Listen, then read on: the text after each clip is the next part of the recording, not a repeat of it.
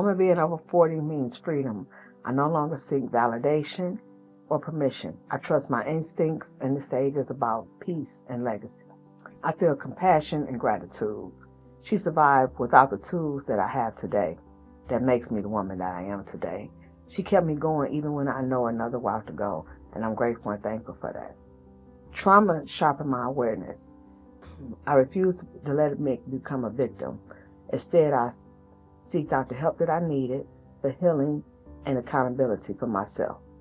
Prison gave me the time that I needed to heal from all my childhood wounds. That's the only time that you have in your life where you don't have to worry about any children, any bills, or everyday life responsibilities. That's the time that, although you were sent away for a bad crime, that's the time for self-reflection and to come out a better and stronger person.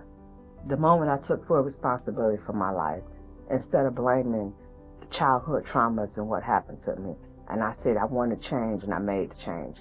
And it started with inner work. Education restored my confidence.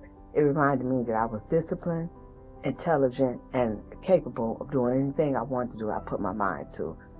Considering I dropped out of school in the 6th grade, when I took classes to become a paralegal, the words were written in Latin. So the words that I looked up, I had to look those words up. But because I went to Catholic school, that's why I'm not illiterate today. Even though I dropped out of school in the 6th grade, that's what helped me become a smarter woman. Education, paying for education makes a huge difference versus going to public school. I'm a firm believer of that because I'm a product of that. In the 2nd grade, I was a runner-up in the spelling bee against 6th graders.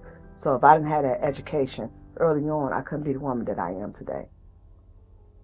It felt empowering. It felt good because I was able to give people a chance that other people would not never give a chance to. I created a lot of jobs for a lot of people, and it showed me that I could do anything that I wanted to do.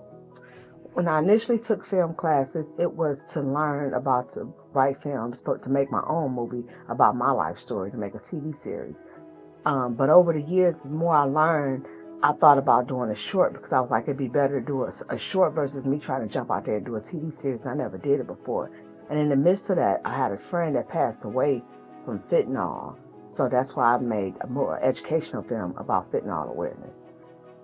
Because it was something that needed to be addressed. So many people are losing their lives, thinking they're getting one thing and getting something else, and it's not fair because someone makes a decision to use drugs or make them a bad person, and they're being deceived, thinking they're getting one thing and getting something else. And we need to bring education about it to prevent it from happening. Atlanta brought out a side of me that I didn't know was in me. As soon as I came here with $100, and when I pulled up, my transmission went out. And most people would have ran back to wherever they came from. However, I didn't give up, and I kept going. My first place that I moved in was a studio. It was $500 a month. I cried when I had to move in there because I never lived in nothing like that. And I bought a dinette set. There was a 3-piece dinette set that was used, and I know how to make chairs, and I bought fabric. The fabric cost more than the whole dinette set that I did to remake myself. But it taught me to be grateful for what I have, and to make what you have. You know, you make do what you have.